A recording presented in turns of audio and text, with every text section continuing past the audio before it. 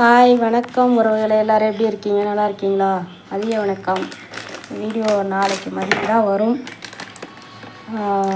எல்லோரும் எப்படி இருக்கீங்க? இன்றைக்கி நான் ஒரு அரிசியில் புது அரிசி இது வரைக்கும் நான் சாப்பிட்டது கிடையாது. அந்த அரிசி ஃபஸ்ட் டைம் வந்து நான் அந்த அரிசியில் சாப்பாடு செய்யலான்னு செஞ்சு பார்க்கலான்ட்டு இருக்கேன். இது வந்து 1/2 கிலோ வந்து 80 ரூபா. சரியா? இந்த அரிசியோட ரேட்டு காட்டு யானை அரிசி. இதோட பலன் என்னென்னா, சர்க்கரை வியாதிக்காரவங்களுக்கெல்லாம் வந்து சுகரை லிமிட்டாக கண்ட்ரோலில் வைக்குமா. போனெல்லாம் வீக் ஆகிரும் இல்லையா, அவங்களுக்கெல்லாம் இந்த அரிசி சாப்பிட்டா யானை பலம் கிடைக்குமா. இந்த அரிசி மனிதரோட ஹைட்டுக்கு ஈக்குவலாக இதோட வந்து தாவரம் வந்து இருக்குமா. பயிர் அதிலிருந்து வர்றதான அது. சரியா? இதுவும் வந்து அரிசி எப்படி விளைவிக்கிறாங்களோ அதே மாதிரி தான், நெல் பயிர் தான் இது. ஆனால் இந்த அரிசியோட சத்து அவ்வளோ இருக்கான். எனக்கு அவ்வளோவா தெரியல. உங்களுக்கு தெரிஞ்சால் கமெண்ட் பாக்ஸில் கமெண்ட் பண்ணுங்கள். சரிங்களா? இப்போ அந்த அரிசியை நான் எப்படி ஊற வச்சு எப்படி ஆக்குறேங்கிறத காட்டுறேன், பாருங்கள். இதோ காட்டு யானம் அரிசி. சரிங்களா? இதோட ரேட்டு 80 ரூபா, 1/2 கிலோ. சரியா? இந்த அரிசி வந்து இப்படி தான் இருக்கும்,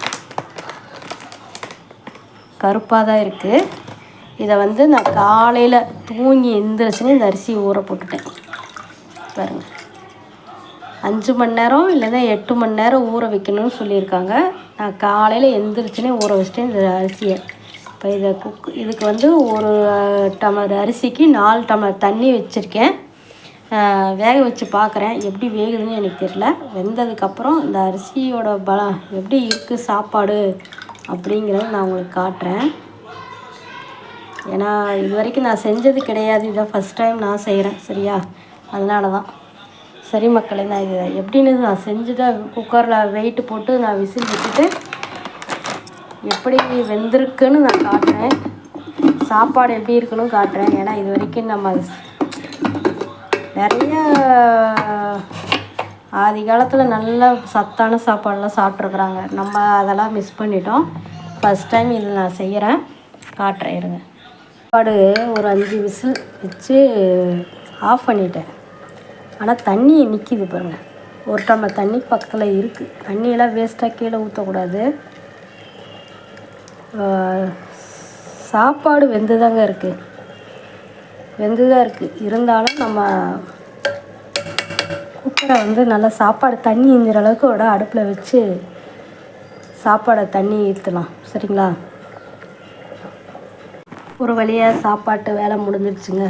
ஒரு டம்ளர் அரிசிக்கு ஒரு ஆள் சாப்பிட்ற அளவுக்கு சாப்பாடு இருக்குது. சரியா? நல்லா வெந்துருச்சுங்க. இன்னும் எப்படி இருக்குன்னு நம்ம சாப்பிட்டு பார்த்தா தான் தெரியும். சரியா? இப்போ அதுக்கு காம்பினேஷன் சுண்டல் குழம்பு, சுண்டல் கத்திரிக்காய் போட்டு காரக்குழம்பு வச்சாச்சு. நல்லா கத்திரிக்காய் வெந்து எண்ணெய் பிரிஞ்சு வந்துருச்சுங்க. நான் சாப்பிட போகிறேன். உங்கள் வீட்டில் என்ன சமையல்னா நீங்களும் கமெண்ட் பாக்ஸில் வந்து மறக்காமல் கமெண்ட் பண்ணுங்கள். சரிங்களா? ஓகே, பாய் மக்களே.